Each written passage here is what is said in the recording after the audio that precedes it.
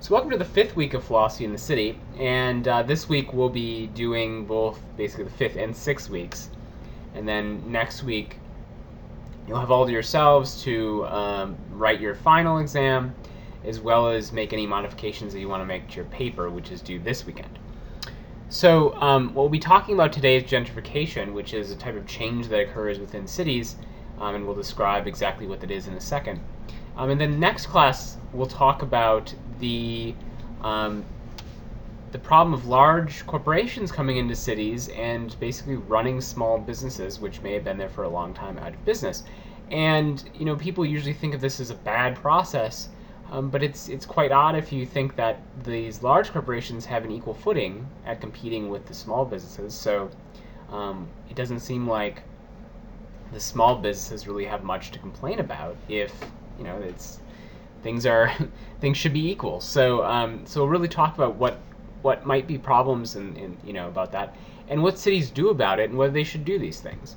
And so we'll have these sort of pair of lectures about city change and what cities can do about it, and whether they should be doing these things. So first of all, though, I want to go back a second to the last sort of method that groups can use to decide upon things. This kind of more fits with week 4. But so remember that we had two different types of ways in which cities can make decisions. They can vote on it, so the residents of the city can vote on it, or experts can decide. So another method, and then at the end of that we decided that there might be interplay between these two methods. So during this process also, deliberation will be important. So this is different from voting, and I'll just describe quickly what the difference is. So deliberation is when people give their views, so that they show their views to others, but they give reasons for their views. Remember, in voting, people would make their preferences known by their vote. Sometimes it's public, sometimes it's not. But that's how we got the sort of social choice out of it. With deliberation, what ends up happening is people come together as a group, and they rationalize their reasons, or give reasons for their views, right? And these reasons have to be what is called intelligible to others. So it has to make sense to others. So there might be some reasons that I give that just don't make sense to you. So for instance, if I say I love highways, I love more highways, the more the better, and you ask me why, and I say, well, I love breathing in the exhaust. It makes me feel alive. And this is really something I just live for. That doesn't seem intelligible to you. But if I said, when I have big highways, it's really easy to get from point A to point B. Transportation is really fast. All these things are great. That's an intelligible reason to you. So you notice that there's a certain criterion for deciding what reasons can actually be given in this sort of deliberative process. And thus some reasons just aren't sort of allowed, or if someone says them, everyone looks at them and says, well, you're ridiculous. Why are you saying that? Why do you like breathing in exhaust? What's wrong with you, right? So that can't be a reason for the group to decide a certain thing. And the hope is that if we all give our views and the reasons for these views, and we give views that are intelligible to others, we will together come to a decision which is more satisfactory than the one we might obtain through just voting. And so this this seems desirable, and this is sort of underpins why we have a Congress, right? So the idea of Congress is that you have two bodies, right? There's the House of Representatives and the Senate, but both operate in similar ways, and they're considered deliberative bodies. So what they do is they get together and talk about issues, and the ideal is that they give reasons for their views, and then they come to some sort of compromise. And it's not just about, the compromise shouldn't just be about what they thought coming into the debate, right? So the result should be a function in some way of what is said during the debate, and this should make people think about their views. And the thought is that together we will come to have a better view than we could have arrived at just through voting or something. So there's some issues. This sort of is a basic part of American democracy, and this is why I sort of mention it, because it's sort of the base of community groups and like neighborhood groups often do this. You might think that like county boards and city boards do this. They deliberate about things and come to some sort of decision about things based on what they're saying. And you might think that this is sort of a modified version of the voting sort of view, where the decisions are rising up from the people.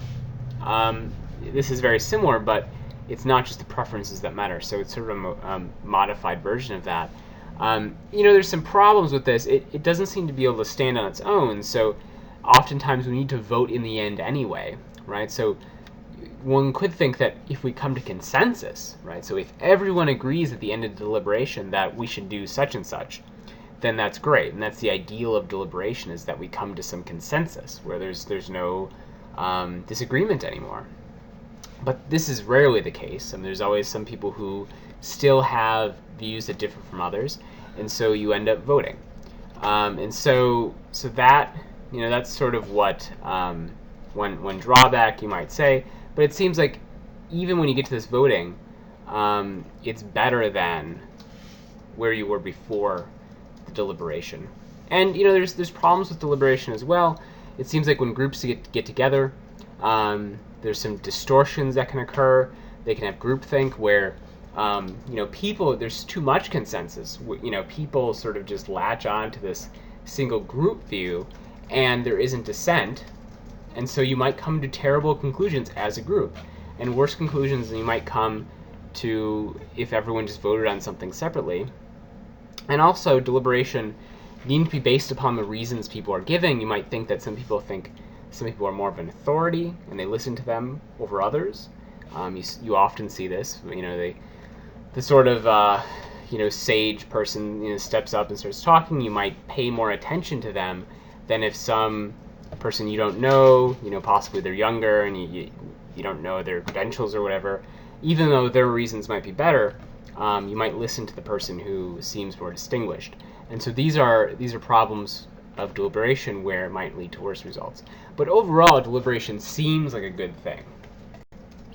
So now that we have that out of the way, let's consider what gentrification is. And so, I think you probably know what this word means, but you might not be familiar with where it comes from.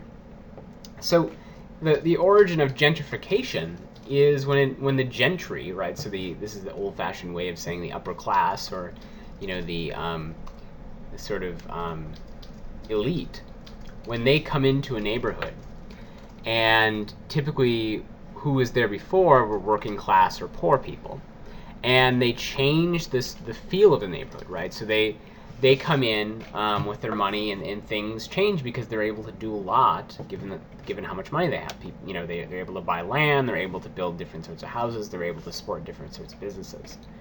And so what's important here is not just that there's economic development, though this is usually what we think of as when we think of gentrification, but also cultural change. So the economic development portion of this is, yes, there'll be physical improvements to the area. The buildings will become nicer. They'll be more expensive.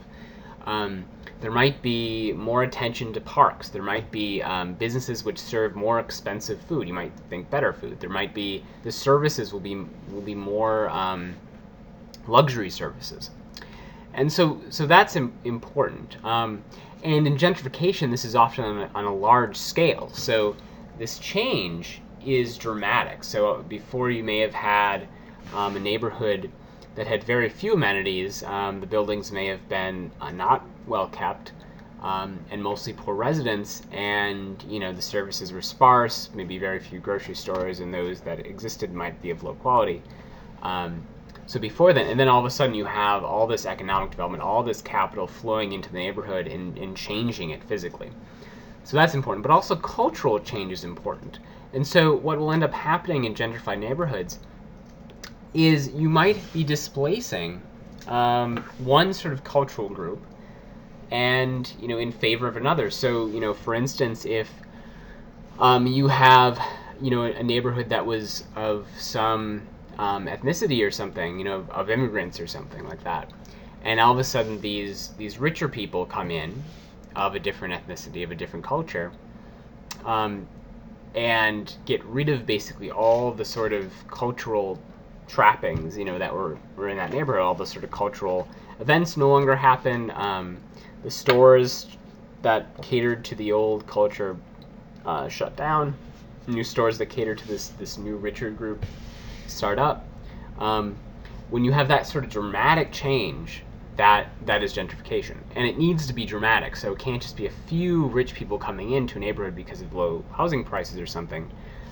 It's a process by which there is dramatic change, and you are, in a sense, changing the system which is determining what's going on. So in the beginning there was one economic and cultural system, and it's being displaced, in which things happen, and there's it's a market, and there's certain services provided, people do certain things, and this is totally displaced by another sort of system in which different things are available, different cultural norms are there, and it has to be dramatic.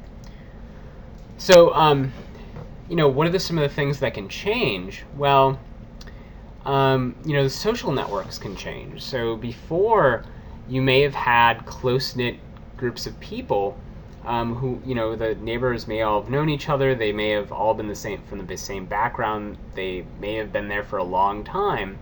And so you have this sort of rich network of social support. And now, slowly, because housing prices are increasing, people might be selling off their houses. This, often happens. People might be buying houses who are of a different group.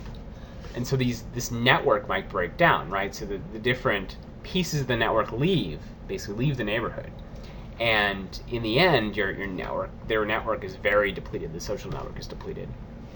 The goods and services that might be different. So, instead of certain ethnic food, which the old residents liked, now, it might be some sort of like tapas or something, some sort of thing that, high, expensive food or something, right? So, so you might have this sort of change.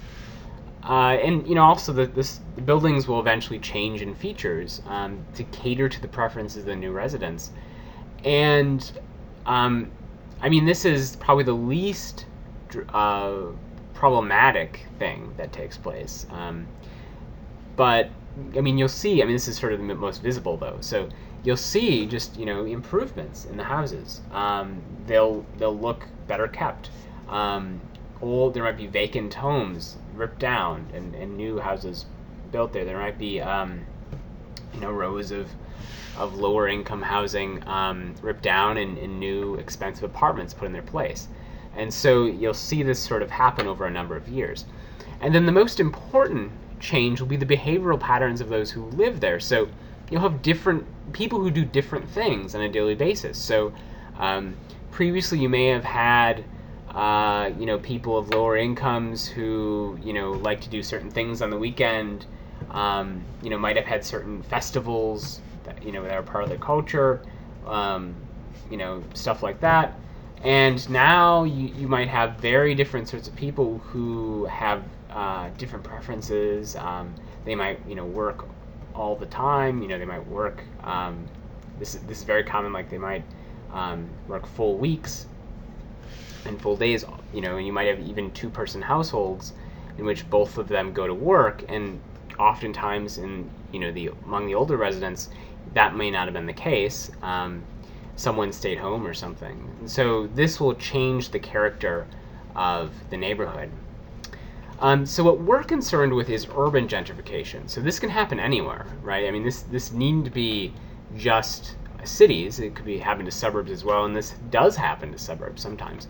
But what we're concerned with is, okay, when this happens in the city, given we have had this decline since the 1950s, it seems like one of the places that is most open to gentrification are cities, and so that's what we're going to want to talk about today.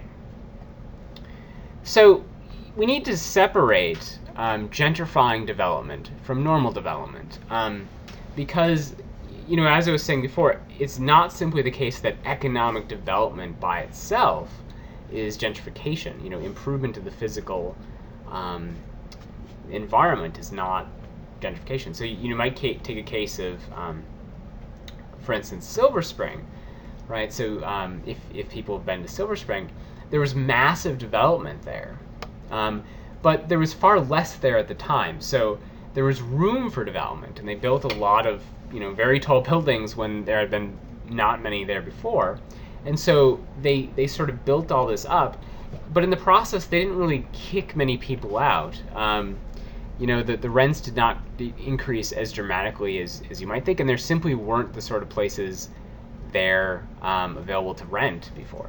So that might be normal development.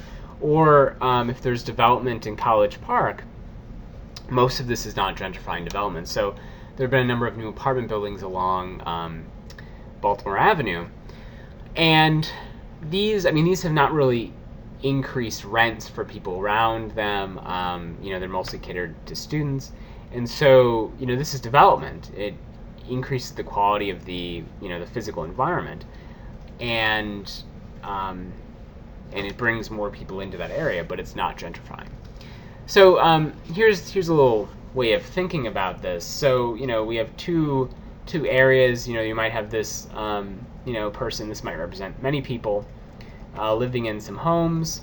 These are supposed to kind of look like not very nice homes, but whatever I drew wouldn't look like a nice home, but it doesn't really matter.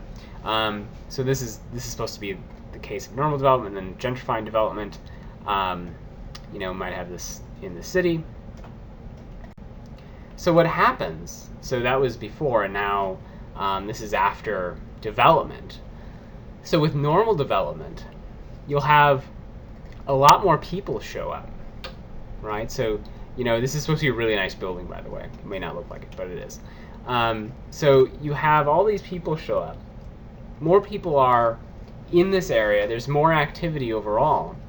But it really hasn't necessarily changed the entire character of the neighborhood, right? So there might still be this part which is the way it always was, and this person hasn't been forced to leave by rents. There might be enough enough space for everyone to live without incredibly high rents or something, so you don't have these forces driving people out.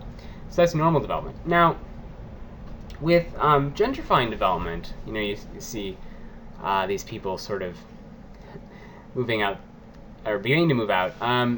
What ends up happening is, so those people move out, and you'll have new sort of, these are supposed to be like really rich people, by the way, with hats, like berets or something.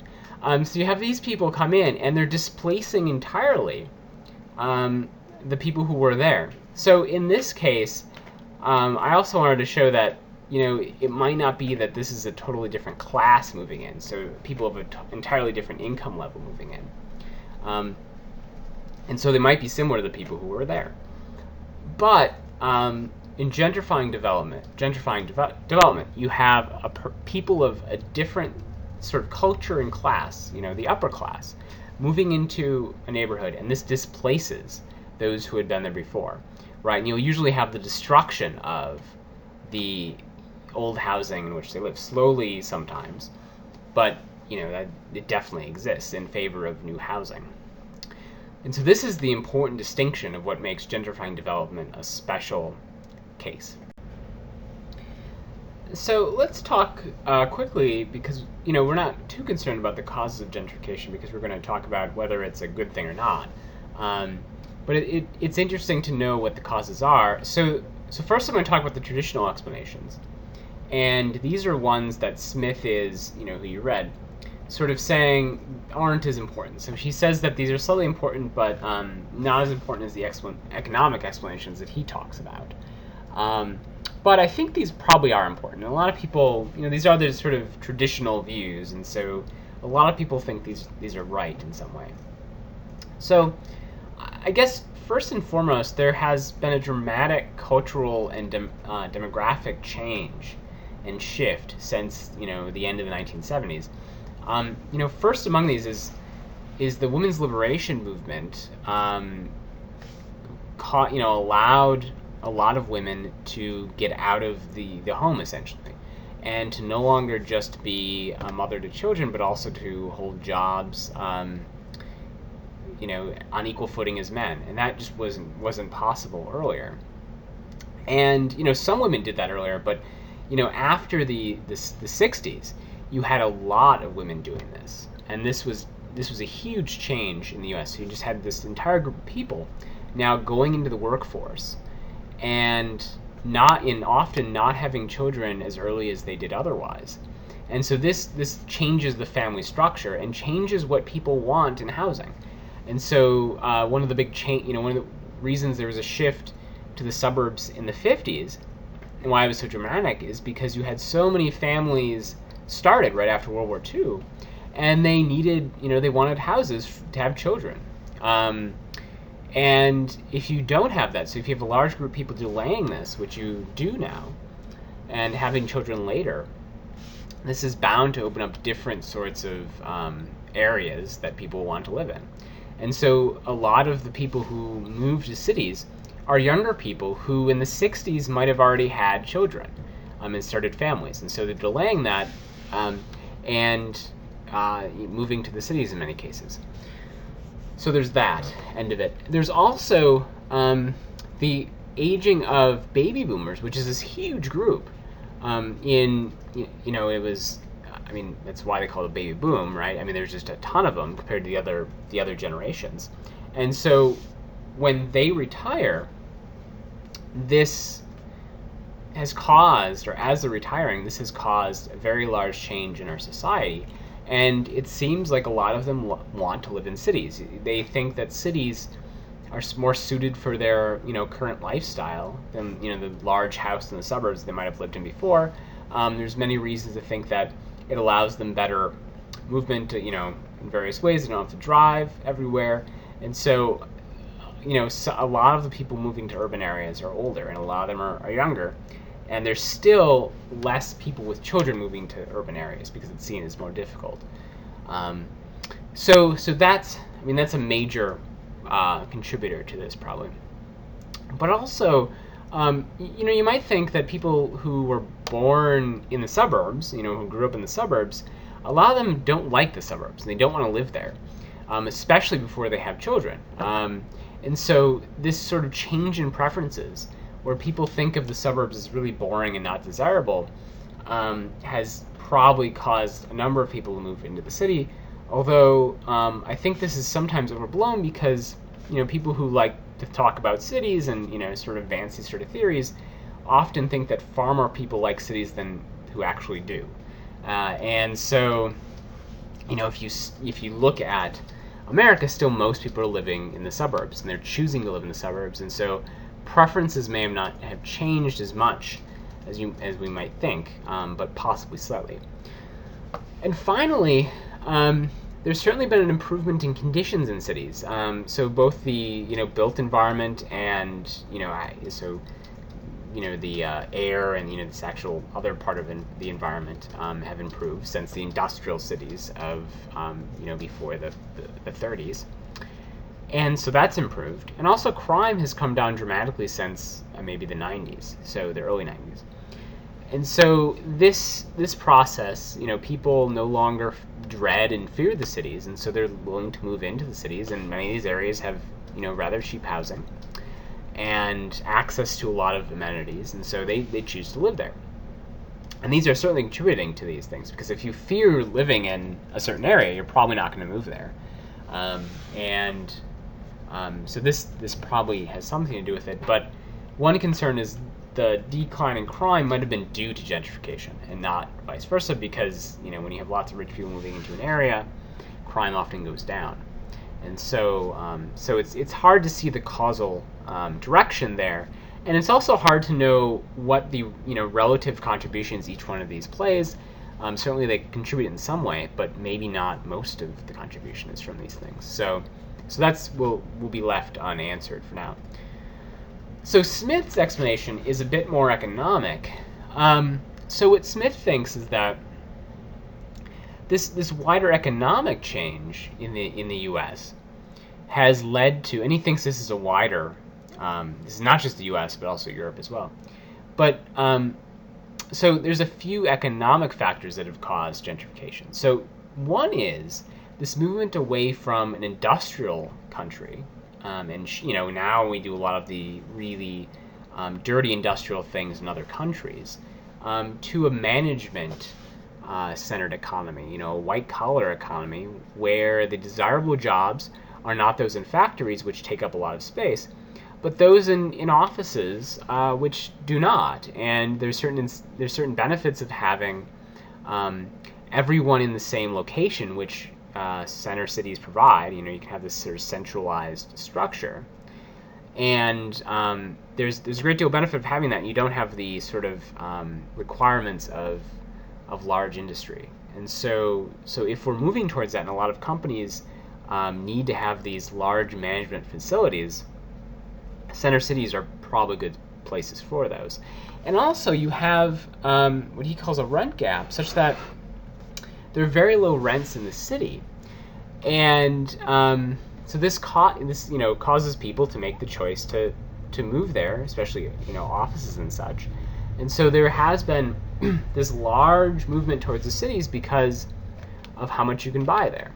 And so this is one source of gentrification. You find a neighborhood that has very low property prices, and this is a lower rate than what you might get elsewhere, and you move there. And so this, he thinks, has caused basically the decline of cities from the the 30s to the 70s or so, has caused property to be valued so low, and this has caused a rent gap. And so so now there's movement back into the cities. So also he thinks that, and this goes along with the sort of cyclical nature of capital movement. So he thinks that capital is always stuff, right? People's stuff is always moving around in various ways. This kind of gets to the sort of Marxist idea. He's very concerned with capital, and he thinks that, well, it moved out, now it's moving back into the city. And finally, he thinks that there's this sort of economic crisis we're under. So there's different economic crises that we experience. One of them was after World War II, which was a catastrophic crisis, you might think. And he thinks that something similar might happen. He's sort of ominous about this, but you needn't think that. I don't know if there's any reason to think that.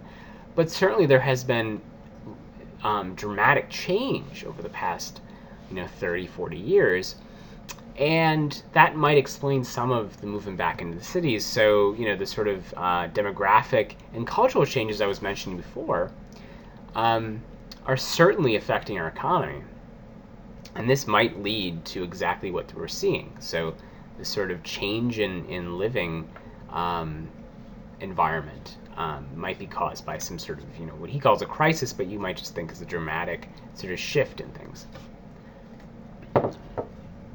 So it's important to understand who exactly wins and who exactly loses when gentrification occurs. So the entire point of the problem with gentrification is that there seems to be uneven wins and losses here. So some people really lose out and some people really gain a lot. And this will have to factor into our thinking about this. So certainly the winners of gentrification are the city government. They get more tax revenue. Often there's less strain on services in these areas, right? These are all rich people who don't often need services as often. And, crime decrease, which taxes the police force less, and, and all these sorts of things. So they definitely win. They like gentrification. Also property owners, at least most of them, will sort of qualify this a little bit in the next point. But property values will go up a lot, right? So, the entire point of this is that things get more valuable. The property in this area gets more valuable. There's more stuff to do. There's more stuff to see. There's, it's safer. It's the entire area is better off, and so property values go higher. And also, new residents benefit. Here's a new place that they can go. It's often at lower prices than in other areas of the city which they might find desirable, and it seems to have the things that they want. So they certainly win. And also, businesses, certainly the new ones, right, that can now exist in this new area, it's often they're able to get slightly lower rents in other areas, and they have a lot of people as customers. The customers are now richer, and also old businesses, which were around before gentrification, benefit from increased traffic oftentimes, and better off customers, so they can increase their prices or whatever. But also, there's definitely losers. So the biggest losers, and this is who we'll focus on, are existing renters. So the people who are most often pushed out of these neighborhoods are those who have no property in them. So they are just renting their property from someone else. And now the rent has skyrocketed because other people are willing to pay more than they are. I mean, this is a market. And so they're pushed out, essentially. They just can't afford the higher prices, and so they have to find some other place to live. And so those are the biggest losers. So also some property owners certainly suffer.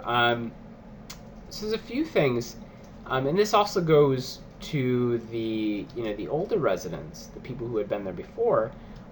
These property owners aren't forced out, but they're certainly they're forced to pay higher taxes, and sometimes these taxes are much higher and might force them to sell or something. So they'll get a lot from a sale of their property, but sometimes they're just unable to afford the new property taxes, especially if they're older people who might have a fixed income or something. They don't have new income coming in. That income might not increase. And so, if they were barely making it by before, they might not be able to pay their taxes.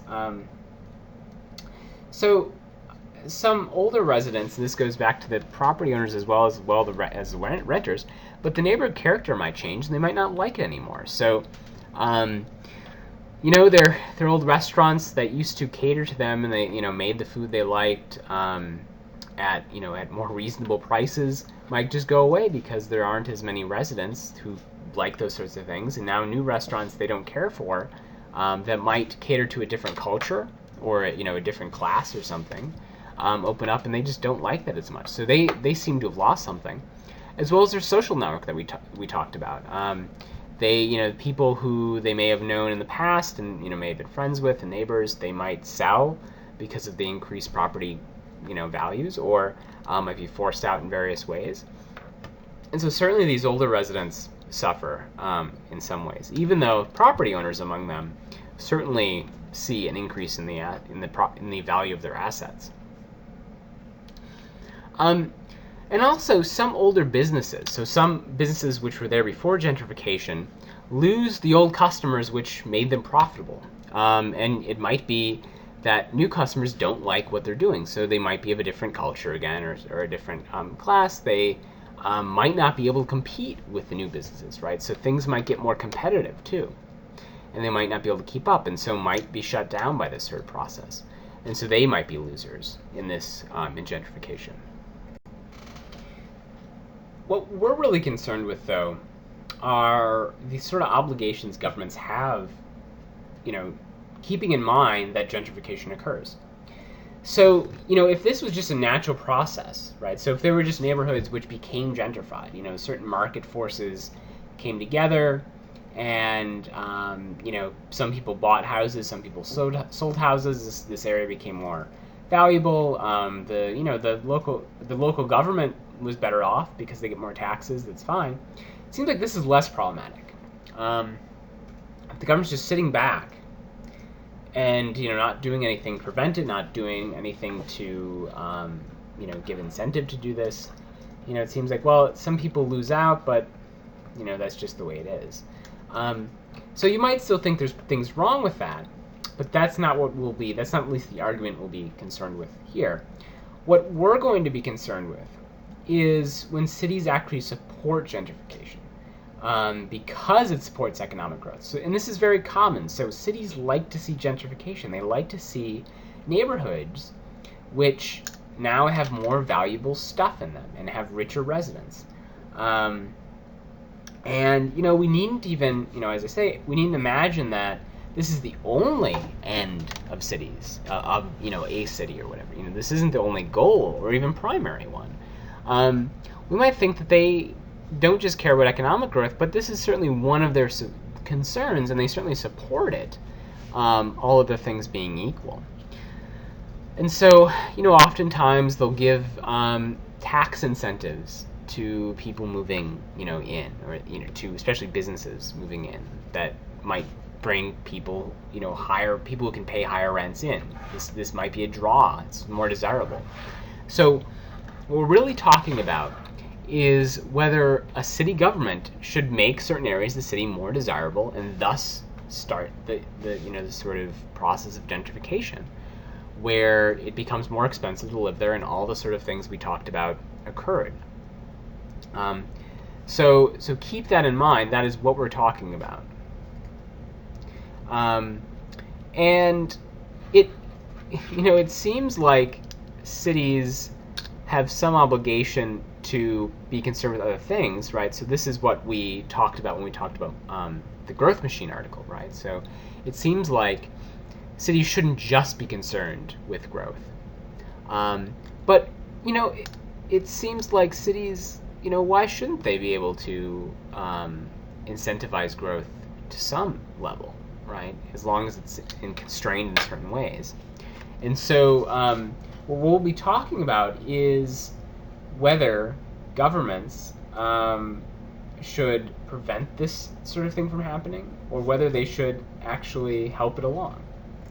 First, though, let's make clear this is actually a harmful process for some people. So in a couple slides before, I said there are these people who do lose during this process.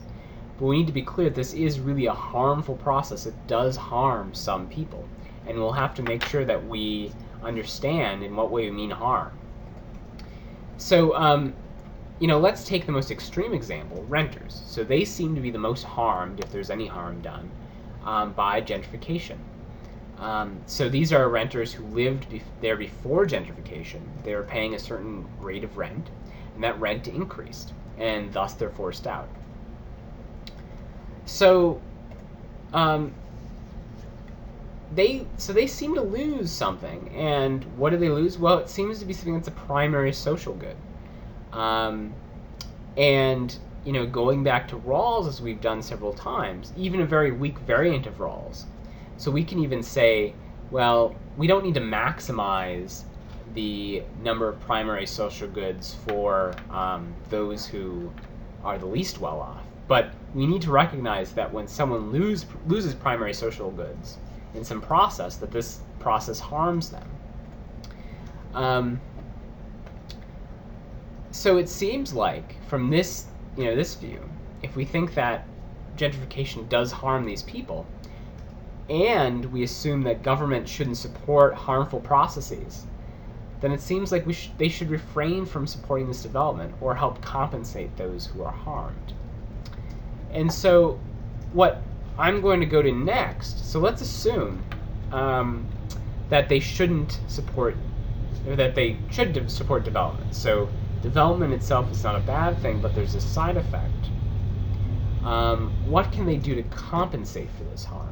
So that might be where we want to go. So you might also say, you might come to the conclusion of this argument, that, well, this means they shouldn't support developments in areas that might become gentrified.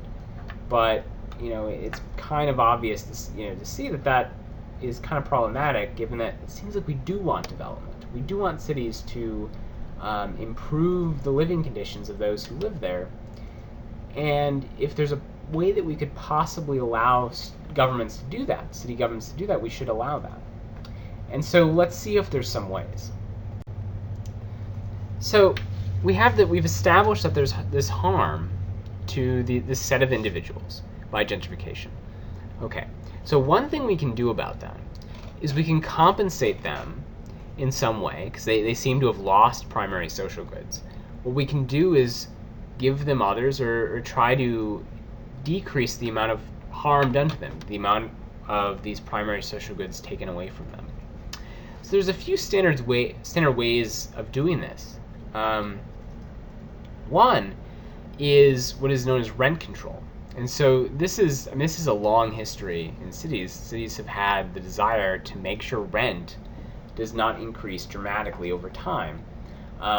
There has for a long time, New York is especially famous for having very elaborate rent control systems.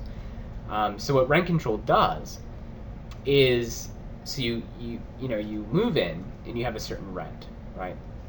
And then what rent control does is it limits the amount the landlord can raise that rent, even when the market rate, the market rent basically has skyrocketed perhaps. So you can imagine someone who moves into an apartment in this really bad part of town, right, with lots of crime, low housing quality, all of this, and then all of a sudden the economic activity there just takes off like a rocket. New stuff's being built everywhere. Now there's all these amenities, tons of grocery stores, everything's nice, low crime. Rents increase. What rent control does is it makes sure that rent for the person who was there before does not increase very much. And so it'll be far below market rates. And so what you'll have is in a single apartment building, you'll have new tenants paying what the market rate is, and older tenants, and it's especially concerning when they're really older tenants, right? If they've been there for 20 years and things have really changed here, their rents are going to be much lower than those paying market rates.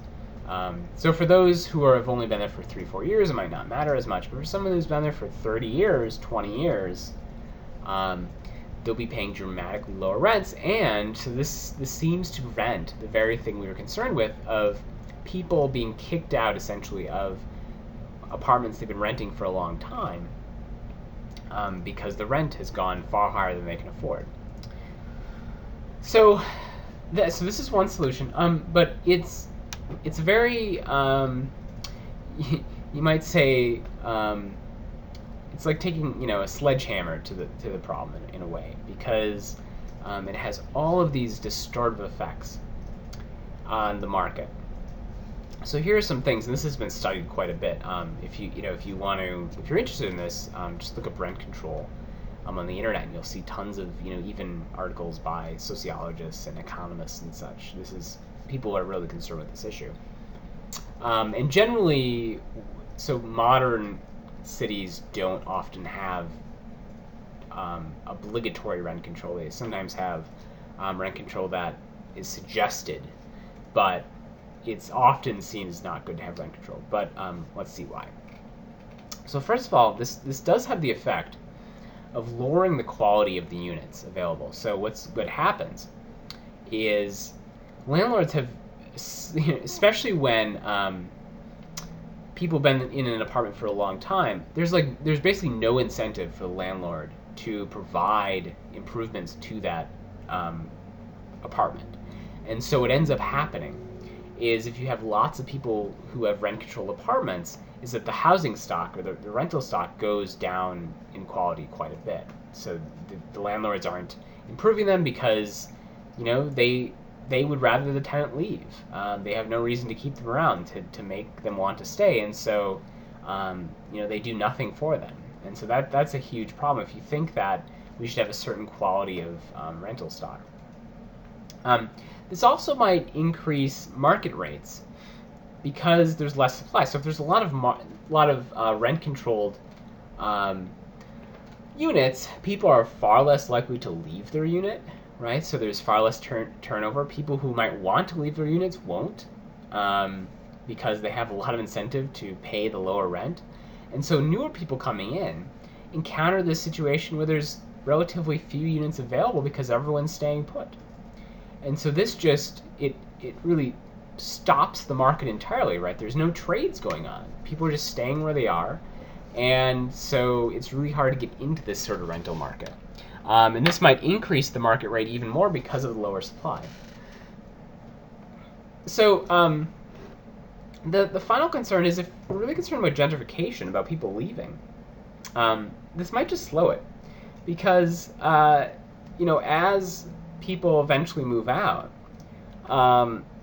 they'll eventually be paying the new market rates, right? So this is going to prevent people from leaving immediately, but eventually, the new rates are going to be high, and then the people who we're concerned with won't be able to live there anyway.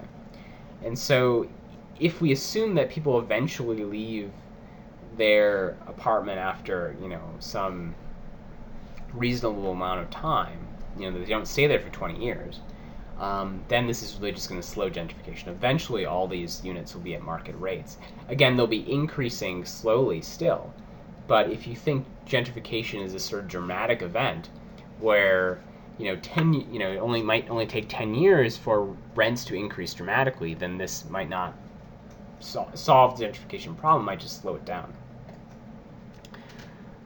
Another strategy is for cities to require affordable housing units. And what these are, so usually what happens, this is actually very common now. This has sort of displaced rent control in a lot of areas. So what ends up happening is, in order to build a building, so with gentrifying neighborhoods, you have a lot of new developments, a lot of new apartment buildings, and so these require certain permits, and it requires authorizations. So you can't just go in and build a building without getting authorization from the government, from the city government, because they need to make sure that's what they want there. And also zoning might need to be changed. Like if you bulldozed a bunch of row houses to build an apartment building, that's certainly going to require a zoning change. And sometimes contingent upon those changes being made, the government will say, well, okay, you can do that, but you're going to have a bunch of units in your apartment be affordable housing of some sort. And we talked about this in some detail before, so whatever those sorts of units are, you can just insert them here. And this allows some people to stay who cannot afford the new rents. But the main problem with this is that this restricts it to very low income. So, before, the main concern was you had these rather thriving, working class communities, and, they certainly didn't have high incomes, but they had houses, many of them had property, and others were renting, and you had this community. And now what you're doing is you're saying, okay, we're going to get rid of many of the places these people were in, but we're going to replace it with now low-income housing, which probably restricts, or doesn't allow most people who were living there before, who were just paying market rates. They're not poor, or very poor, so they get subsidized housing. But they can no longer afford market rates. So you've essentially pushed out the sort of middle class or working class group. And now all you have are very rich people and those who can't afford any market rate, the rather poor people. And this doesn't seem to be what we want to do. So these are two major strategies. It's actually rather difficult to know, which one to pick. And so I'm not going to sort of solve this issue, but this is sort of what choice we have to make. There might be more options as well, but this is the sort of starting point. But it might make us evaluate, because this seems very difficult, how much people are really harmed by gentrification. So, the living environment has certainly improved. So their economic condition might improve as well. There's more jobs, there's less crime, there's better goods and services. So it seems like a lot of the people will have better, will like the neighborhood better now, even though some have been forced out. But you might think that still a good number in the community are not forced out. We do see this in, I know DC, like there's certainly a lot of people from, in gentrified neighborhoods who were there before, especially among homeowners. And, even the cultural identity needn't change dramatically. So, Chinatown in DC, there's still a lot of Chinese people there. And, you might think that this is sort of a caricature of a Chinatown. It's actually not a very nice Chinatown, like compared to New York's Chinatown. But it still maintains its identity as Chinatown, and the city sort of celebrates this in a way. So you might think this is important for the city to recognize that this is some area, and to actually celebrate that culture and sort of make sure it's preserved in important ways. And that might solve some of these problems. But you look at New York City, there are many enclaves, cultural enclaves that live in a very high rent areas, but which maintain their cultural connections. And they've done that. Some of this is through rent control, but others are not. So it might not be so doom and gloom, you might think. So that should sort of give you a taste of the topic, which is gentrification, and some of the normative issues involved. So next time we're going to look at a related topic in which we must ask the similar questions. What should the government do, given that there's this market process happening? And what we're going to talk about are whether corporate businesses are bad for cities, right? So you have a lot of chains moving into cities, and often they outcompete smaller businesses. Sometimes that's not the case, but a lot of times it is. And so we're going to have to ask the question of whether cities have, sort of an obligation, or, whether it's good for cities. You might not think they have an obligation, but you might think they are permitted to do so, and it's better for the people living there for them to restrict, the invasion of corporate businesses into cities. That's already using a loaded term, but we'll have to think about this issue. And some of the answers to this might be surprising, and so we'll have to look at that in the next class, which I'll have up soon. So I'll see you next time.